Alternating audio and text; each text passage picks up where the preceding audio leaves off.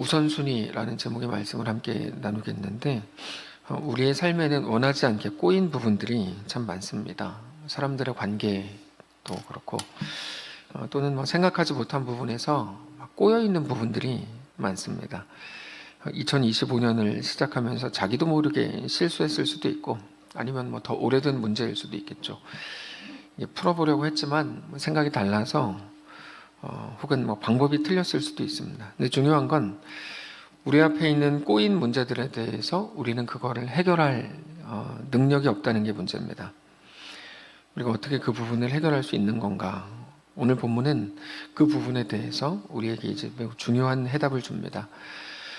우리가 욥기에 대해서, 욥기는 우리가 정말 많이 묵상을 했는데 사실 욥기가 만만치 않은 책입니다. 욥기에는 4사람이 나오는데 3사람이 욥을 무차별적으로 공격을 하고, 욥은 또 그 3사람에 대해서 최선을 다해서 이제 방어를 합니다.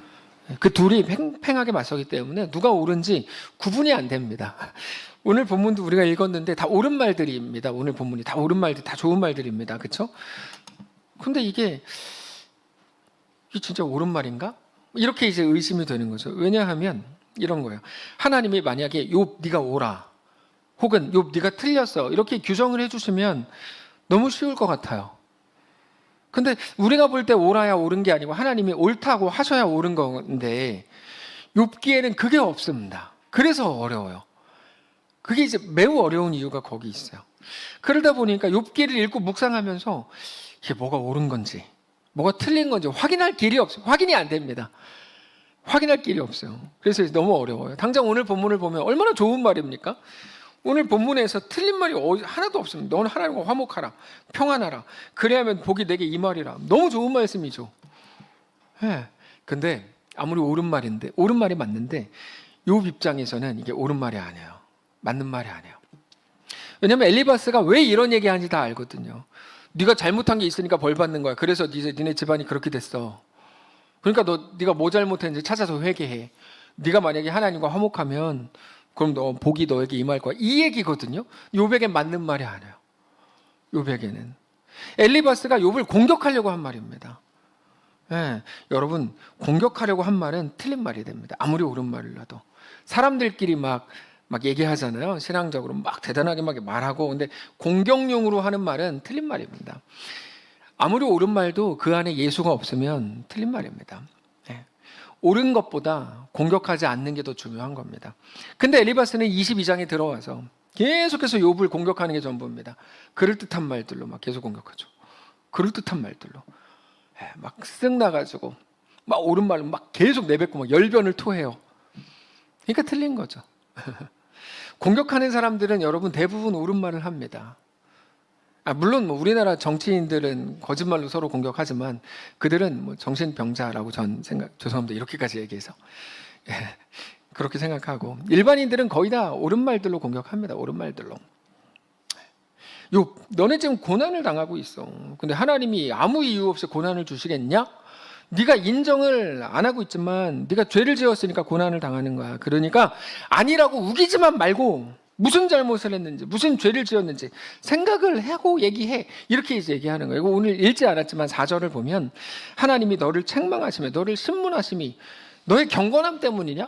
그러니까 네가 경건하다면 하나님이 너를 책망하시냐? 너에게 벌 주시냐? 그 얘기입니다. 네가 잘했는데도 벌 주시냐?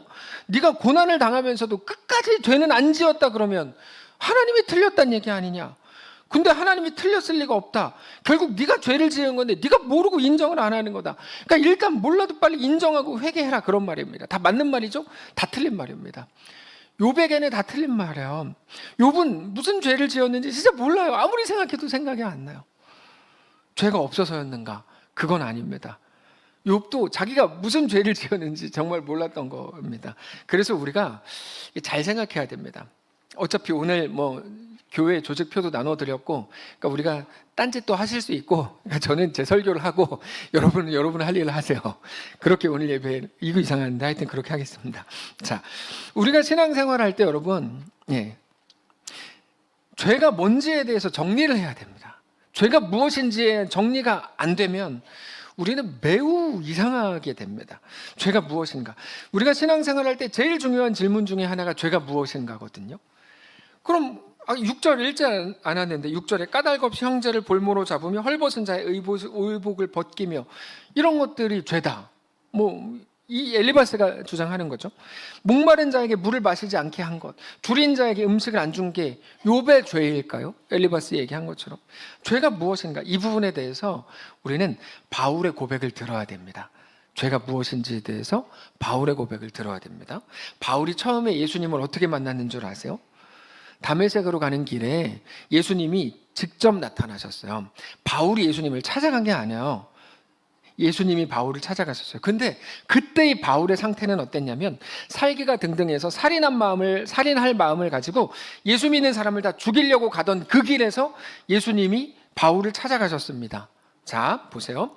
그 전까지 바울이 어떻게 살았냐면 빌립보서를 보면 바울은 율법에 흠이 없는 자였다고 자부합니다.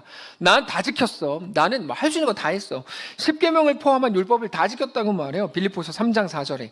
그러나 나도 육체를 신뢰할 만하며 만일 누구든지 다른 이가 육체를 신뢰할 것이 있는 줄로 생각하면 나는 더욱 그리하리니 나는 8일 만에 할례를 받고 이스라엘 족속이고 베냐민 지파이고 히브리인 중에 히브리인이요 율법으로는 바리새인이요. 바리새인이 우리나 욕하지 여러분 서기관, 사두개인, 바리새인 세 종류의 종교 지도자들이 있는데 바리새인은 모두가 존경했습니다. 네. 예수님한테만 욕먹었지 모두가 정말 존경받았습니다. 사두개인이나 서기관은 양아치들이었고 바리새인은 율법에 흠이 없는 정말 훌륭한 사람들이라고 인정받았던 사람들이에요. 열심으로는 교회를 박해하고 율법의 의로는 흠이 없었다. 그러니까 이 사람은 바울은 정말 율법에 대해서 흠이 없다고 얘기했습니다. 정말 그랬었고 그러면 당연히 죄가 없는 거죠. 맞습니까? 사람들은 그렇게 생각하죠. 율법에 흠이 없으면 죄가 없다고 생각해요. 근데 바울이 이때 재밌는 얘기를 해요. 자, 제가 공개적으로 말씀드려서 그런데 예배 때 이렇게 하고 계시지 마세요. 눈을 뜨세요. 눈을 뜨시고 저랑 눈을 마주치세요. 누구 얘긴가 궁금해하지도 마세요. 왜 궁금해요 그거를? 본인은 엄청 찔려 하는데, 그러니까 저를 이렇게 보세요. 자, 보세요. 바울이 어디까지 했는지 잊어버렸잖아요. 이거 진짜 제 문제가 아니에요. 자, 바울이 재밌는 얘기를 합니다. 자기가 그렇게 율법적으로 완벽해지면 완벽해질수록 그것 때문에 하나님으로부터 멀어진다고 얘기해요. 이게 바울의 고백입니다. 내가 진짜 율법적으로 완벽해질수록 하나님으로부터 멀어지더라. 네, 바울이 율법적으로 완벽해질수록 하나님으로부터 멀어졌고 반대로 살기를 가지고 사람 죽이려고 간 그 길에서 예수를 만났어요. 거기서 바울이 뭐라고 얘기합니까? 죄가 더한 곳에 은혜가 더욱 넘쳤다. 이런 이상한 말을 합니다. 자, 그러면 바울의 말대로라면 율법을 지키지 말아야 되고 죄를 더 지어야 됩니까? 그래야 예수님이 우리를 만나 주십니까? 이상하죠. 우리는 그래서 죄에 대해서 더 깊은 묵상이 필요해요. 도대체 죄가 뭐냐? 도대체 죄가 뭐길래 이렇게 하시냐?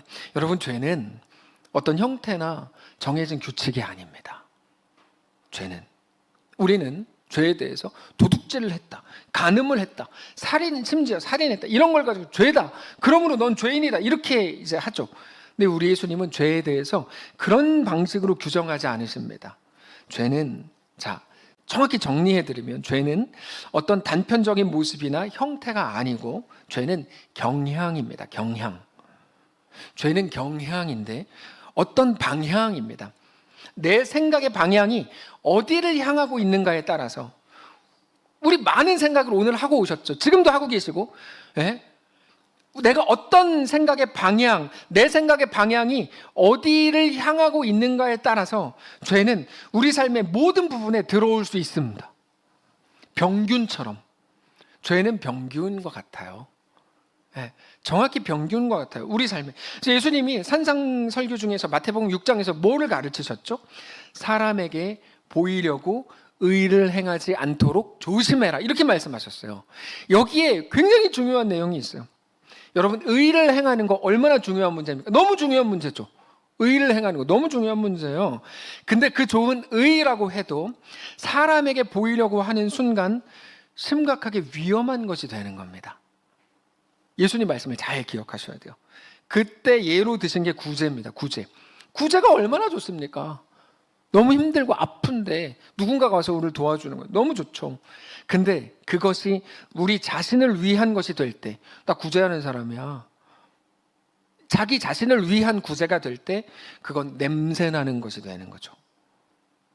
너희는 다른 사람에게 구제할 때 자기가 칭찬받으려고 다른 사람 앞에서 나팔을 불지 마라 이렇게 말씀하세요. 왜요? 그들은 이미 자기 상을 받았기 때문이다. 자기 상을 받았다는 게 그럼 된 거 아닌가? 아니에요. 하나님께 받을 상이 없단 말이에요. 너무 치명적인 거죠. 좋은 일은 그럼 숨어서 해야 되는 건가? 그런 말이 아닙니다. 이거에 대해서 그나마 이해하기 좀 쉽게 그 로이드 존스 목사님이 산상설교라는 책에서 썼는데, 전에도 몇 번 말씀을 드렸어요.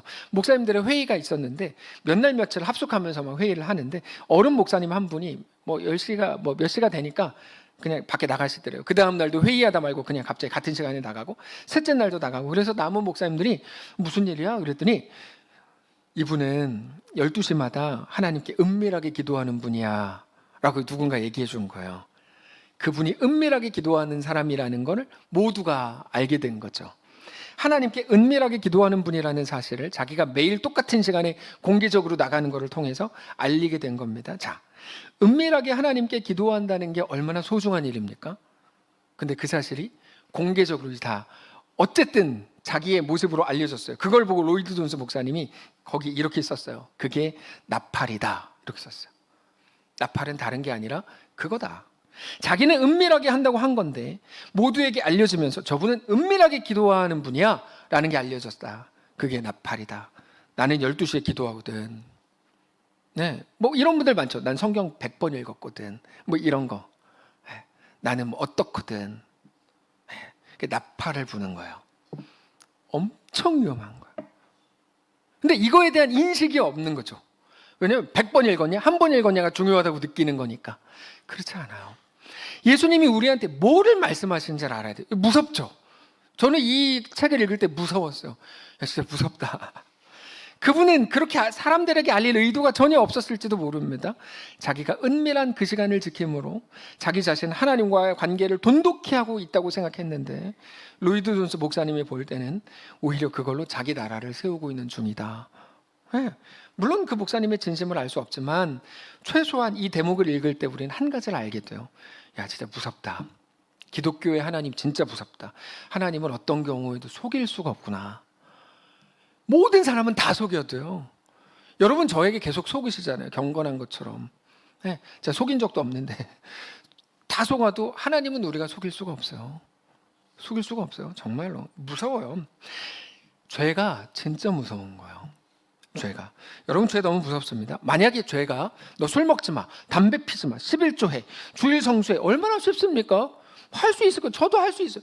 저 해요. 저 주일 제일 지키고 11조 하고요. 술, 담배 저 안 해요. 네. 모르셨죠? 저 안 해요. 네. 여러분 우리 교회 임직자 뽑는 최소한의 기준이 그겁니다. 술, 담배 안 하는 자. 그다음에 전에 어떤 분들이 기준이 너무 높은 거 아니에요? 막 그러시는데 그렇지 않습니다. 뭐가 어렵습니까? 이게 성경 3번 읽은 자. 성경 3번 읽는 게 사실 읽으면 되는 거지. 그게 뭐 어렵습니까? 그렇죠? 그 후에 새로운 규칙들 매번 성경 통독반에 들어가서 매년 2번씩 읽기. 이게 뭐가 어려워요? 그게 어려워요? 그거 어렵지 않죠. 그거 하면 되죠. 뭐 어려워요. 성경 10번 읽으라 그래도 읽으면 되지 빨리 해가지고 듣기 하면 계속 들으면 어렵지 않습니다. 그런 식으로. 근데 죄는 하라는 거 하고 하지 말라는 거 안 하는 그런 차원이 아닙니다. 내년부터 이제 우리가 또 임직자들에게 하려고 하는 거, 매년 1명 이상 전도. 이건 송경신 예배 때 또 말씀을 드릴 거예요. 하면 되지 그게 뭐 어려워요. 1명 전도하라 그러면 하는 거고, 하자 그러면 하는 거고. 어렵지 않습니다. 근데 죄는 그런 차원이 아닙니다. 죄는 하나님으로부터 멀어져 가는 우리 모든 생각과 우리 삶의 방향과 그 모든 경향까지도 죄라고 하니까 이게 만만치 않습니다. 지금 누구 미우신 마음 있으시죠? 그게 죄라니까요. 그러니까 이제 어려운 거예요. 그게 어려워요. 내가 용서를 말하는 건 쉬워요. 근데 이 내면은 되게 어렵습니다. 누구도 정죄하지 않았고 아무도 없을 때 혼자 성경 읽고 책 읽는 건데 책이 계속해서 나한테 너 자신을 보라고 말하는 거죠. 성령으로 너 이제 알겠어? 너 죄인이야? 그럼 또 무릎 꿇게 되는 겁니다. 단지 뭐를 했냐 안 했냐로 구분한다면 그런 거로는 하나님의 마음과 하나님의 뜻을 확인할 수 없습니다. 교통신호를 지켜야 된다. 맞죠? 근데 출산 직전에 산모가 타고 있다면 좀 다른 거죠. 근데 겉으로는 보이지 않잖아요. 범죄자를 잡아야 되는 경찰차이든지 구급차라면 말이 달라지죠. 우리가 이게 죄다 혹은 아니다 라고 정해놓고 말하지만 성경은 정해놓고 말하지 않습니다. 이게 어렵습니다. 정해놓고 말하지 않습니다. 하나님은 죄가 무엇인지에 대해서 우리가 생각하는 것과 전혀 다른 것을 말씀하십니다. 근데 우리는 하나님의 마음과는 관계없이 우리가 정해놓은 걸 가지고 죄다 아니다를 따지고 있는 거죠. 네, 그러므로 그가 잘못했습니다. 그가 죄입니다. 뭐죠? 하나님의 마음과는 상관없이. 그러다 보니까 사도 바울처럼 모든 율법을 다 지켰고 의를 행했지만 뭐라고 말해요? 점점 하나님과 멀어지고 하나님을 멀리하는 죄인으로 살 수 있다는 거예요. 모든 거를 다 지키면서도 심각한 죄인으로 사는, 너무 억울하지 않습니까? 그러면 다시 돌아와서 죄가 무엇일까? 사실 욥기는 그거를 말해주는 건데, 정해진 죄는 정해진 무언가가 아니다. 그럼 죄는 뭐냐? 너희의 마음이고 너희 속에 있는 생각의 경향이고 내가 무엇을 소원하고 있는가, 내가 무엇을 꿈꾸고 있는가, 어디로 가고 있는가, 가려고 하는가에 대한 궁극적인 소망이다. 죄는 방향이고 경향이고 내 궁극적인 소망으로 확인하는 거다. 그래서 오늘 본문으로 돌아가면 엘리바스의 말이 하나도 맞는 게 없는 겁니다. 네. 엘리바스의 말이 틀린 게 없는데 다 옳은데 사실은 다 틀린 말인 겁니다. 한 가지를 놓쳤으니까. 뭐죠? 죄가 무엇인가에 대해서 놓치고 있어요. 욥에게 나아가서 네가 무슨 죄를 지었나 생각하라 라고 얘기하는데, 죄는 누구죠? 엘리바스는 전혀 다른 개념을 갖고 있거든요. 죄가 뭡니까? 죄는 하나님과 멀어지는 겁니다. 다시 말하면 하나님과의 관계를 방해하는 게 죄입니다. 네? 근데 그 죄는 진실과 진심에도 따라 들어오는 거고 그 어떤 것에도, 특별히 가장 좋은 것에도 들어올 수 있는 겁니다. 마태복음 6장에서 예수님께서 세 가지 예화를 들려주시는데, 첫 번째는 구제, 두 번째 기도, 세 번째 금식, 세 가지입니다. 사실 이런 것들은 더 이상의 좋은 명분이 없을 만큼 최고의 명분이고 최고의 가치입니다. 근데 예수님은 그런 것들을 경계하라고 말씀하세요. 이게 예수님 말씀을 잘 보면 재밌어요. 의를 행해야 돼, 금식해, 기도해, 구제해 이렇게 말하지 않고 예수님은 너 조심해야 돼, 경계해야 돼, 그런 것들을 통해서 죄 지을 수 있어 이렇게 말씀하세요. 네. 언제요? 그런 것들이 나를 드러내는 것이 될 때는 그게 죄가 되는 거야. 오히려 하나님을 가리고 자기만을 드러내게 되는 가장 위험한 것들이 될 수 있기 때문입니다. 무섭죠? 가장 중요한 실천 덕목들이지만 죄가 따라 들어오게 되고 그것 때문에 너희를 부패시킬 수 있다. 여러분 기억하십시오. 죄가 뭡니까? 하나님과의 관계를 방해하는 모든 것입니다. 돈을 많이 벌었습니까? 그건 복이 아닙니다. 돈은 누가 많이 벌죠? 복 받은 자가 많이 버는 게 아니라 머리 좋은 사람이 많이 법니다. 네, 한국 교회 중에 특이한 교회들이 있어요. 돈 많이 벌면 막 복 받았다 그래주는 교회들이 있는데 그거 틀린 말입니다. 제가 아는 그분도 머리를 잘 써서 돈을 많이 번 거지, 제가 되게 큰 회사 회장님을 알고 있거든요. 전에 교회 장로님이세요. 근데 그분이 하는 게 너무 잘못된 게 많아요. 교회 분란은 혼자 다 일으켜요. 근데 그러면 그분이 진짜 지금도 잘 나갑니다. 그분이 지금 뭐 대단한 부자니까 하나님 축복하셔도 말도 안 되는 소리. 머리가 좋은 건 머리가. 오히려 돈을 번 게 복이 될 때가 더 많고 더 많은 경우에 죄가 될 수 있습니다. 하나님으로부터 멀어지게 될 때가 많습니다. 솔직히 말해서 돈 많이 번 것 때문에 그 인생이 하나님 앞에 존귀하게 된 분들보다 하나님으로부터 더 멀어지고 사람들을, 주변 사람들을 망치고 망가진 사람들을 더 많이 봤습니다. 그분이 가난했더라면 하나님 앞에서 겸손하고 존귀한 인생이었을 텐데 조금 잘 나가는 것 때문에 교만해지고 하나님께로 멀어지는 거 너무 많습니다. 좋은 것들이 우리에게 들어와서 우리를 부패시키는 일이 너무 많습니다. 대학에 갔어요. 좋은 대학에 갔어요. 좋은 일입니까? 잘된 일이죠. 근데 아닙니다. 오히려 그래서 하나님과의 관계가 방해받을 때도 많아요. 조별 수업, 조별 과외, 학교 시스템 다 맞는 말이고 다 이해가 되는데, 직장이라 그러면 뭐 가정에서 각자의 삶에서 다 맞고 이해가 되는데 이해가 되는 것들 때문에 하나님과의 관계가 멀어진다? 그게 문제가 심각해지는 겁니다.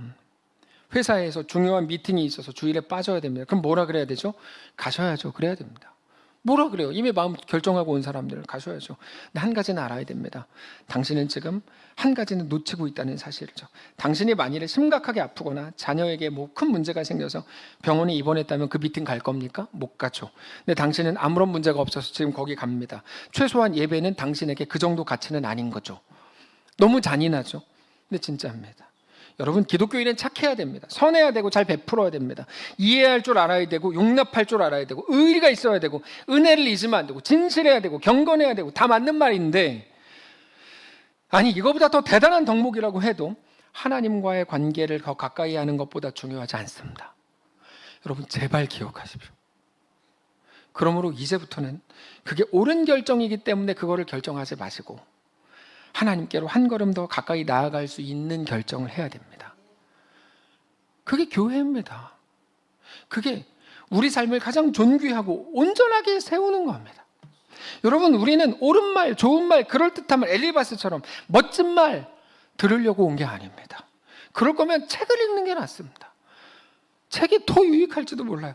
근데 그것들은 우리에게 이 땅에서 조금 유익이 될 뿐 영혼의 유익은 없습니다. 오직 하나님의 말씀이 우리를 살립니다. 하나님의 음성이 우리를 살게 합니다. 그래서 우리에게는 하나님의 말씀이 필요합니다. 그 말씀을 통해 나를 향한 하나님의 뜻을 깨닫고 그거 들으려고 온 겁니다. 여러분, 우리는 교제하려고 온 게 아닙니다. 가끔 정신 나간 사람들 중에 자꾸 교회 안에서 교제만 막 중요하다고 여기는 사람들이 있어요. 죄송합니다. 정신 나갔다 그래가지고 너무 솔직했네. 여러분, 우리는 자기 주장을 펼치려고 온 것도 아니고 좋은 세상 만들려고 온 것도 아닙니다. 정치를 하세요. 그럴 거면. 답답한 게 이거예요. 자꾸만 자기가 생각하는 좋은 세상 만들려고 하는 사람들이 있어요. 제발 그러지 마세요. 그건 기독교가 아니에요. 제발 기억하십시오. 우리는 하나님의 말씀을 들으려고 온 겁니다. 그 어떤 중요한, 아니 엄청나게 중요한 걸 넘어서서 대단한 덕목이라고 해도 하나님과의 관계를 더 가까이 하는 것보다 중요한 건 없습니다. 그래서 무엇이 나를 하나님께 가까이 가게 하는지, 무엇이 나를 하나님께로부터 멀어지게 하는지를 우리 진짜 잘 생각해야 됩니다. 그리고 그것이 최우선순위가 돼야 됩니다. 하나님과의 관계, 하나님과의 거리. 그것이 우리 삶을 살아갈 때 가장 민감하게 살펴야 되는 겁니다. 그래서 젊은이들 보면서 마음이 아픈 게 당장 내 앞에 있는 것들이 너무 크다고 생각하는 거예요.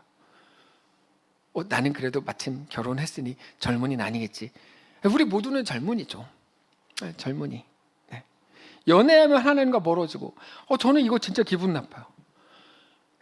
연애하면 멀어지고, 회사에서 돈 좀 더 준다 그러면 하나님과 멀어지고, 대학 가면 멀어지고, 취업하면 멀어지고, 뭐 하자는 건지 모르겠어요.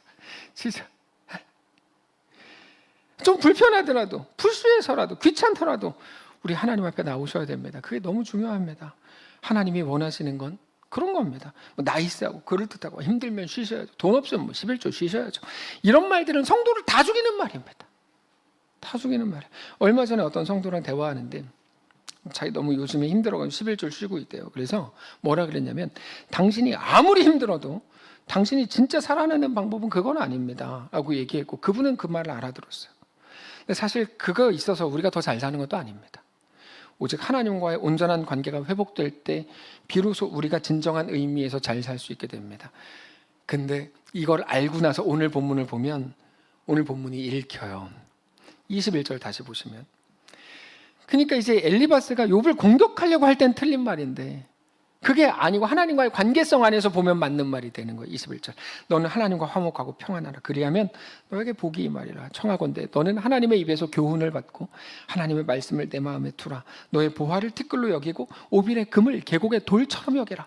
그리하면 전능자가 너의 보화가 되시고 너에게 고귀한 은이 되시리라. 하나님이 너에게 더 좋은 것들 주신다고 말씀하시지 않아요.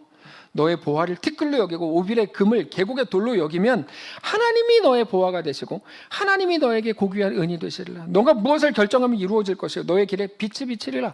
죄 없는 자가 아니라도 건지시리니 너의 손이 깨끗함으로 말미암아 건지심을 받으리라. 아무 설명 없이 그냥 공격하려고 외치는 말이면 하나님의 마음이 없는 말이지만 죄가 뭔지, 하나님의 마음이 뭔지 이해하고선 받으면 하나님의 말씀이 됩니다. 이것과 같은 게 요한복음 15장입니다. 나는 포도나무요 너희는 가지라. 그가 내 안에 내가 그 안에 거하면 사람이 열매를 많이 맺나니 나를 떠나서 너희가 아무것도 할 수 없습니다. 사람이 내 안에 거하지 아니하면 가지처럼 밖에 버려져 마르나니 사람들이 그것을 모아다가 불에 던져 사르느니라. 여러분, 오직 주님 안에 거하는 게 능력입니다. 그때 열매를 맺습니다. 열매는 우리가 맺는 게 아닙니다. 근데 자꾸만 우리가 우리 교회가 혹은 우리 공동체가, 우리 가정이 우리가 열매를 맺으려고 하니까 억지가 들어가고 어깨에 힘이 자꾸 들어갑니다. 우리는 주 안에 거하는 것까지입니다. 거기까지입니다. 열매는 주님이 알아서 맺으십니다. 열매는 우리가 만드는 게 아닙니다. 하나님 맺으십니다. 오직 우리가 주 안에 있을 때 주님께서 우리를 통해 일하십니다. 그게 주님 맺으신 열매입니다. 그러므로 우리 삶에 가장 중요하게 생각해야 되는 게 뭘까요? 우리 삶의 우선순위가 어디 있어야 될까요? 우린 생각이 너무 많습니다. 근데 우리의 삶을 오늘 하나님께만 고정해야 됩니다. 두 번째 것들, 주변 것들이 우리를 너무 어지럽게 합니다. 저라 그러면 주일 목양체로서 나와서 이제 본당까지 올라올 때 누군가와 눈 마주쳤을 때 나를 보고 째려본 그분, 예를 들면 아무것도 중요한 게 아니에요. 왜냐하면 그분은 눈이 그냥 뱁새 눈이에요. 눈이 원래 그렇게 찢어지고 조금 저를 째려본 게 아니에요. 근데 저는 그걸 보고 왜 날 째려보지? 이렇게 하는 거죠. 그 두 번째 것들, 그러니까 그 다음 것들이 최우선순위가 되지 못하게 우리 속에서 계속 눌러야 하는 거죠.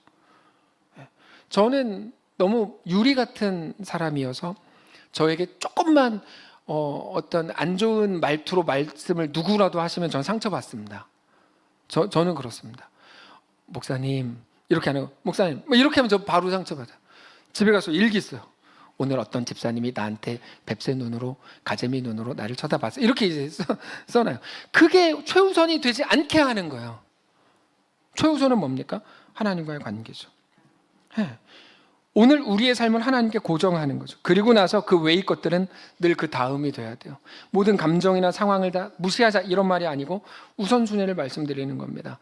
하나님과의 관계, 하나님을 사랑하는 거, 하나님을 향하는 거, 하나님을 바라보는 것만이 최우선이 되고 나머지는 그 다음이 됩니다. 그 삶의 정리정돈입니다. 자, 다 왔습니다. 이제 질문.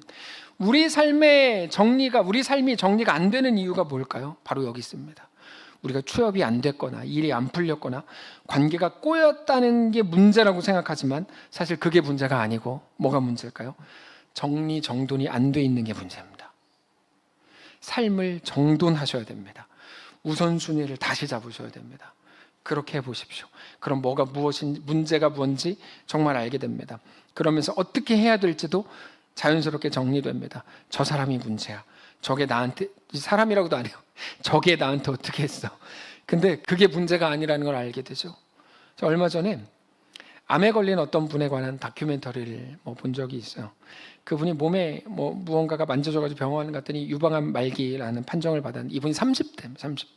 애가 이제 2살, 4살입니다. 이분이 그동안 자기가 어떻게 살았나 설명해 주는데 직장에서도 조금이라도 더 빨리 승진하려고 막 정신없는 삶을 살았고 아이도 더 좋은 어린이집을 보내고 저는 이 부분에서 좀 이해가 잘 안 됐어요. 더 좋은 어린이집은 뭔가? 저는 지금 여기 계신 어린이집 엄마 아빠들 많이 계시지만 저는 지금도 잘 그건 모르겠어요. 뭐가 좋은 어린이집인가? 약간 좀 의문이 있어요. 하여튼 근데 그게 기도 제목이었대요. 더 좋은 어린이집 보내기. 네. 더 잘 키우고 싶었고 인스타에도 자랑할 만한 가정사진을 늘 올렸다는 거예요. 행복한 우리 집 이렇게 해서 올리고 인스타에는 뻥쟁이가 가장 많습니다. 불행한 사람들 중심으로 인스타에 행복한 사진을 올립니다. 그런 건 별로 하지 마세요. 근데 행복하지도 않으면서 행복한 사진 막 올리고 성실하지 않으면서 새벽 5시에 책 읽는 사진 막 올리고 예약 걸어놔가지고 했겠죠. 근데 그분이 그랬고 근데 그때 마침 남편과 잘 안 맞는 것 같아서 이혼을 진지하게 고려하고 있었대요. 웃기죠? 그러면서 행복한 사진, 행복한 우리 집 막 올리고 막 그런 거야. 너무나 평범해 보이지만 정신없이 분주한 삶을 살고 있었던 어느 날 하루아침에 암 말기라고 수술도 못한다는 말을 들은 거예요, 이분이. 그랬더니 가장 중요한 게 뭔지 자기 속에서 드러나더래요. 책에 먼지가 쌓여서 안 보였는데 훅 보니까 먼지가 싹 없어지면서 글씨가 선명해지는 것처럼 내가 왜 그랬지? 그게 뭐가 그렇게 중요한 거라고 그거를 못 잡아먹어가지고 그렇게 화를 내고 불평을 하고 서운하고 욕하며 살았지. 그런 생각이 들었대요. 지금은 일도 그만두고 뭐 일할 수도 없죠. 남편과도 다시 노력하고 있고 좋은 엄마 나쁜 엄마 이런 건 관심도 없고 그냥 같이 있어주는 엄마가 되는 게 소원이래요. 몸이 아픈 거, 아이들만 일찍 남겨놓고 일찍 죽을지도 모른다는 두려움 그 두 가지 빼고 예전과는 비교할 수 없을 만큼 안정적이고 행복한 삶을 살고 있다고 이분이 얘기해요. 뭐 때문에 화를 냈는지, 뭐가 그렇게 기뻤는지, 뭐가 그렇게 서운했는지 기쁨의 이유와 분노의 이유가 다 바뀌었답니다. 그 하나의 사건 때문에 그게 정리가 되고 정돈이 됐다고 말하는 거야. 우리가 왜 이렇습니까? 정리가 안 되고 정돈이 안 돼서 그렇습니다. 정리와 정돈은 간단합니다. 그리스도인이 이게 돼야 됩니다. 그게 자기 자아가 깨지는 거고 에고가 깨진다고 말하는 거죠. 자기 자신이 본질적으로 깨지는 겁니다. 대신에 예수 그리스도로 채워지는 거예요. 자랑할 것이 있거든. 예수 그리스도와 그의 십자가만을 자랑하라가 우리 속에서 확립이 되면 상당히 많은 것들에 대해 자유하게 되죠. 저 사람이 가진 건 왜 내가 갖지 못했어? 내 인생은 왜 이래? 부터 시작해서 우리 가족은 왜 이래? 난 태어났을 때부터 왜 이렇게 생겨먹었고 왜 이렇게 태어났고 우리 부모는 왜 그렇고 나는 왜 하필이면 뭐 이런 모든 것들이 싹 녹는 거죠. 우리가 예수를 믿는다고 믿겠다고 여기 와서 앉아있지만 그 속에는 여전히 자기 자신으로 꽉 차 있어가지고 어떻게 하면 더 벌까? 어떻게 하면 내가 그 인간한테 제대로 한 방 먹일까? 어떻게 하면 내가 뭐 손해보지 않으면서 그런 거를 막 이렇게 할까? 어떻게 하면 이 땅에서 더 멋지게 살까를 생각하는 건 그 속에 아직 예수의 이 지배, 예수의 다스리심을 못 받고 있다는 사실 가장 강력한 증거입니다. 예수를 만나면 아예 전인적으로 싹 바뀌죠. 전 지금 진짜 스트레스 거의 없이 삽니다. 왜냐하면 뉴스 안 보거든요. 제가 저희 뉴스 볼 때는 그 정신병자들 때문에 국회에 있는 분들 때문에 제가 머리가 너무 아팠어요. 정말 그 생각해 보면 머리 아플 일은 아니잖아요. 저랑 아무 상관없는 일이거든요. 저는 세상에서 누가 몇 번이 제일 싫은 줄 아세요? 12번이 제일 싫어요. 진심입니다. 전 12번이 제일 싫어요. 1번하고 2번 제일 싫은데 그 둘을 합쳐놨어요. 얼마나 싫어. 우리나라에서 없어져야 될 당은 딱 두 당입니다. 국민의힘과 민주당. 모두에게 욕먹겠지. 네, 한쪽에만 욕먹는 것보단 나아요. 저는 그래서 그분들을 정치병자라고 하지 않고 정신병자라고 합니다. 그만할게요. 근데 하여튼 앞으로도 100번 더 할 거니까 오늘 여기서 그만. 중요한 건 이겁니다. 중요한 건 우리가 예수 그리스도의 다스림을 받기 시작하면 전인적으로 바뀝니다. 전인적으로. 그분은 지금 한 가지만 기도합니다. 아이들과 조금만 더 오래 같이 살게 해주세요. 기도 제목 그거 하나 남았어요. 다른 어떤 것도 기도 제목 리스트에서 다 사라졌어요. 놀라운 일이죠. 여러분 우리 기도 제목 리스트를 점검하셔야 돼요. 난 뭐를 기도하고 있는가? 솔직하게 점검하셔야 돼요. 지금은 승진, 어린이집 추첨 이런 거 기도 안 하는데 이분이 전에는 그게 막 기도 제목이었대요. 지금은 안 한대요. 오직 아이들과 가족과 하루라도 더 사는 게 기도 제목이 전부가 됐어요. 단순해지는 거죠. 그게 신앙의 능력이고 성도의 능력입니다. 다윗의 시편 23편처럼 나의 가는 길이 어디여도 관계없습니다. 다만 주님과 함께 하시면 됩니다. 그 길이 사망의 골짜기, 죽음의 냄새가 나는 곳이라도 괜찮습니다. 주님이 함께 하시는 것만이 나에게 가장 소중합니다. 그게 내 최우선 가치입니다. 나는 오늘도 그것만을 위해 호흡합니다라고 고백하는 겁니다.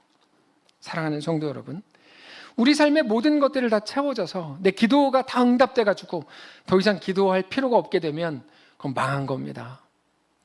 그건 진짜 망한 겁니다. 우리가 하는 기도를 잘 돌아보아야 합니다. 그분의 기도가 응답되면 다시는 기도가 할 필요가 없게 되는 그런 기도를 하는 분들이 많아요. 그러면 안 됩니다. 이런 기도 하나님이 잘해주시면 저도 알아서 잘하겠습니다. 이런 기도 하는 분들이 있는데 끔찍한 기도 이런 거 하면 안 돼요. 이런 거 하나님 나한테 잘해주시면 내가 11조 2배로 드리겠습니다. 그런 해괴망측한 기도가 어디 있어요? 이거 진짜 해괴망측한 기도예요. 이러면 안 돼요. 우리 인생의 목적을 잘못 알아서 그래요. 우리 인생의 성공, 가장 잘 사는 건 고민 없이, 고난 없이 편안하게 살다 가는 게 아닙니다. 이제까지 모든 신자들은 시대와 환경과 상황이 다 달랐지만, 아브라함과 우리는 같은 신자이지만 삶의 환경이 다르죠. 정황이라고 우리는 표현하죠. 각자 다른 정황 속에서 우리는 한 하나님을 바라보고 소망하며 살고 있는 중입니다. 다르지 않습니다. 하나님과 어떻게 가깝게, 어떻게 내가 주 안에 거하고 있는가 하는 것이 우리 삶을 평가할 가장 중요한 잣대가 됩니다. 여러분, 병에 걸리셨습니까? 우리가 간절히 기도하던 제목이 있는데 그게 안 이루어지셨습니까? 그 자리에서 하나님을 사랑하고 하나님과 가장 가까이 지내시기를 소원하십시오. 지금 내가 사망의 음침한 골짜기로 다닐지라도 해를 두려워하지 않을 것은 주께서 나와 함께 하심이라. 주의 지팡이와 막대기가 나를 안위하시나이다라고 우리는 매일같이 고백해야 해요. 일이 잘 되셨습니까? 거기에서 교만하지 않고. 제가 이번 올해 들은 말 중에 가장 회개망측한 말 하나만 소개해 드릴까요? 10억이 생기면 어떻게 하실 거예요? 저는 그걸로 불려서 100억을 만들 거예요. 저는 이 말을 올해 들은 말 중에 가장 못난 말이라고 생각해요. 10억이 생겼으면 뭐 할 거예요? 그럼 그거 갖고 평소에 하지 못했던 하나님의 일, 어쨌든 내 것도 아닌데 하나님을 감당해야 될 거 아니에요. 근데 그거 어떻게 할 거예요? 그랬더니 100억을 만들겠다. 이거는 진짜 해괴망측한 말이거든요. 그런 거야. 우리가 일이 잘 됐다면 거기서 교만하지 않고 거기서도 하나님을 더 사랑하고 하나님 안에 거하는 자가 되기를 소원하십시오. 상황을 만들고 그리고 하나님 보고 그거 만들어내라고 소리치지 마시고, 그거 진짜 잘하는 기도 안 해요. 그거 막 간절히 기도하십시오. 그 문제가 아니에요. 소나무 뿌리를 잡고 10시간 기도하십시오. 그 문제가 아닙니다. 기도는 그런 게 아니에요. 그래서 우리나라 중에 그 부흥회 중심의 신앙이 정말 심각했던 거예요. 성경을 제대로 가르쳐주지도 않고 사람들한테 계속 막 뜨겁게 열심히 알랄랄랄라 막 이렇게만 해버렸으니까 기독교를 이거를 만든 거지. 이거를 다 같이 죽자는 거지. 그게 하나님의 뜻도 알지도 못한 사람들이만 그렇게 하고 있었으니 그거 아닙니다. 그렇지 않습니다. 상황을 내가 그려내고 하나님 보고 이거 만들어내십시오 이렇게 기도하지 마시고, 어디 있든지 우리가 있는 그 자리에서 우리 주님과 동행하기를 간구하십시오. 하나님이 그 자리에서 내 아버지이신 것을 믿으시고 모든 것이 합력하여 선을 이루겠다고 약속하신 하나님의 선언을 오늘 신뢰하십시오. 우리 삶을 온전히 잘 정돈하십시오. 다음 주부터는 이런 설교 안 할 겁니다. 오늘은 2025년 마지막 주일이니까 한 거고, 다음 주부터는 좋은 긍정적 설교 할 겁니다. 여러분, 이번 크리스마스를 보내면서 내년에는 확답은 못 드립니다. 내년에는 크리스마스가 안 오기를 바란다고, 올해가 진짜 마지막 성탄절이길 원한다고 말씀을 드렸고 전 진심이었는데 정말 그렇습니다. 내년에 12월이 오기 전에 예수님이 오셨으면 좋겠어요. 근데 그거를 알고 정말 믿으면 우리는 오늘 조금은 다른 결정을 할 게 분명합니다. 이번에 곧 전도 여행이 되는데 전도 여행 뭐 23명인가 밖에 안 갑니다. 근데 만약에 이번 전도 여행이 제가 그때 말씀드린 것처럼 우리 생애 마지막 전도 여행입니다. 그러면 뭐 200명, 300명 옆 교회에 있는 사람들까지 다 불러서 같이 갈걸요. 근데 이분들한테 어떤 믿음이 있냐면 내년에도 전도 여행이 있을 거야. 내년에도 예수님은 오시지 않을 거야. 내년에도 크리스마스는 또 오겠지? 이런 믿음이 있다 보니까 올해 아무것도 안 하는 거예요. 그런 믿음이 어디서 생겼는지 모르겠어요. 그래서 우리 교회에 제가 뭐 한 사람을 드러내서 높이는 걸 하지 않지만 가장 존경스러운 분 중에 한 명이 조미영 권사님이세요. 조미영 권사님 건강이 안 좋으시잖아요. 그래서 저한테 이렇게 말씀해 주셨어요. 목사님, 제가 건강이 안 좋으니까 하나님 나라 가는 때까지 전도 여행은 절대 빠지지 않을 겁니다. 아웃리치 절대 빠지지 않을 겁니다. 이렇게 말씀하셨어요. 올해도 가세요. 올해도 가세요. 그분의 결정은 이번이 마지막인 줄 알고 하는 결정이니까 귀할 수밖에 없어.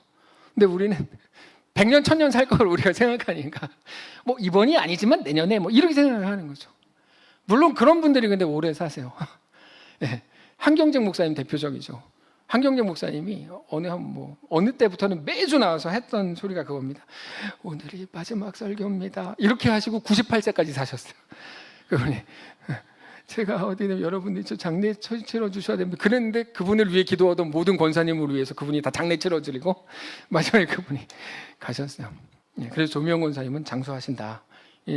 제 생각인데 아무튼 우리가 지금이 영원하지 않을 거라는 걸 안다면 우리는 지금보다 더 존귀한 결정들을 해나가게 되고 그게 우리의 삶이 될 겁니다. 어떤 암 환자들의 모임이 있는데 아름다운 동행이라고, 그곳은 평균 수명이, 그곳에 가입되어 있는 분들 평균 수명이 6개월에서 1년이랍니다. 얼마 안 남았다고 선고를 받은 그분들이 너무 부러워 보였어요. 우리와는 차원이 다르게 정돈된 삶을 살고 계셔서 그분의 기도 제목들을 볼 때 어떻게 우리와는 이렇게 깊이가 다르지? 우리는 좋은 국공립어리, 죄송합니다. 자꾸 얘기해가지고 그게 우리 기도 제목인데, 기도하지 말라는 건 아니지만 어떻게 이렇게 다르지? 여러분, 2025년이 이제 딱 3일 남았습니다. 3일. 예전에 다큐멘터리 3일에 저랑 되게 친한 집사님이 한 번 나오셨어요. 암 환자셨는데 그때 3일에 나오셔서 거기서 돌아가셨어요. 네. 마지막까지 고통스러워하면서 그거 보면 정말 많은 생각을 했어요. 딱 3일 남았습니다. 우리 삶을 하나님 앞에 잘 정돈하면서 다시금 주님 앞에 온전히 서게 되는 거룩한 성도들 되시길 바랍니다. 하나님이 기적 같은 은혜로 2026년을 우리에게 주신다면 우리가 다시 힘을 내서 살아보겠지만, 그렇지 않다면 우리에게 남겨진 시간 동안 하나님을 더 사랑하고 하나님 앞에 온전히 세워지시기를 바랍니다. 찬양합시다. 예수 사랑합니다. 사랑합니다. 온 마음 다하여 오직 주님 한 분만 간절히 더 원합니다. 예수 사랑합니다. 사랑합니다. 온 마음 다하여 오직 주님 한 분만 간절히 더 원합니다. 예수 사랑합니다. 예수 사랑합니다. 사랑합니다. 온 마음 다하여 오직 주님 한 분만 간절히 더 원함니. 다시 한번 합시다. 예수 사랑합니다. 예수 사랑합니다. 사랑합니다. 온 마음 다하여 오직 주님 한 분만 간절히 더. 다시 한번 합시다. 예수 사랑합니다. 사랑합니다. 온 마음을 다하여 예수 사랑합니다. 사랑합니다. 온 마음 다하여 오직 주님 한 분만 간절히 더 원합니다. 넘쳐나네, 넘쳐나네, 넘쳐나네. 주를 향한 내 속에 갈망이 주님께로 날 이끌어 주소서. 주님을 더 원합니다. 예수 사랑합니다. 예수 사랑합니다. 사랑합니다. 온 마음 다하여 오직 주님 한 분만 간절히 더 원함. 우리 눈 감고 고백합시다. 속으로 고백할까요? 예수 사랑합니다. 예수 사랑합니다. 사랑합니다. 온 마음 다하여 온 마음 다하여 오직 주님 한 분만 오직 주님 한 분만 간절히 더 원합니다. 간절히 더 원합니다. 하나님, 우리가 원하던 모든 것들, 우리가 간절히 바라던 모든 것들 어떤 거였는지 우리가 마음으로 잘 정리하기를 원합니다. 우리가 방금 전 고백한 것처럼 예수 사랑합니다. 예수 사랑합니다. 주님을 더 알길 원합니다. 내가 가는 사망의 음침한 골짜기를 막 궁궐로 바꿔주십시오. 우리 충분히 기도했는데 이제 그 기도를 넘어서 사망의 음침한 골짜기로 다닐지라도 해를 두려워하지 않을 것은 주께서 나와 함께 하심이라. 주님 나와 함께 해주십시오. 주의 막대기와 지팡이가 나를 안위해 주십시오. 그러면 살 수 있겠습니다. 그러면 숨 쉴 수 있겠습니다. 오직 주님만을 갈망하고 주님만을 바라봅니다. 고백하는 우리가 되게 하시옵소서. 하나님 올해뿐이겠습니까? 2026년, 2035년, 2050년 어쩌면 우리가 신앙을 지키기에 날로 더 험악해지는 세상 한가운데 우리가 살게 될지도 모르는데 그 모든 날들을 살아갈 때 사망의 음침한 골짜기를 다닐지라도 해를 두려워하지 않기를 원합니다. 오직 하나님이 우리와 함께 하심을 간구하고 깨닫고 고백하고 그 멋진 삶을 사는 우리 모두가 되게 하여 주시옵소서. 남은 3일을 믿음으로 잘 정리하고 정돈하고 우리에게 허락하실지도 모르는 새로운 한 해 2026년을 멋있게 믿음으로 여는 사랑하는 모든 성도들 다 되게 하여 주시옵소서. 여전히 우리 속에서 문제가 해결되지 않아 아파하고 슬퍼하고 답답해하는 성도들이 있다면 그들에게 찾아가셔서 너의 해답은 나다. 나 여호와를 바라라. 여호와를 앙망해라. 내가 너와 함께하겠다. 모든 것 협력하게 하여 선을 이루어내겠다. 다시 한번 말씀하시고 그 음성이 들리게 하시고 그렇게 주를 따라 우리 인생을 살아가는 사랑하는 모든 성도를 다 되게 하여 주시옵소서. 우리 주인 되신 살아계신 우리 주 예수님의 이름으로 기도합니다. 아멘. 이제는 우리 구주 예수 그리스도의 은혜와 하나님 아버지의 다함없는 사랑과 성령의 교통인도 역사 위로 함께 하심의 은사가 이 시간 주를 바라보며 예수 안에 허락된 그 길을 믿음으로 담대히 걷기를 소원한 사랑하는 모든 성도들 머리머리 위에와 그들의 자녀들 위에 그들의 가정 위에 사랑하는 이 교회 위에 이제로부터 영원까지 함께 계실지어다. 아멘.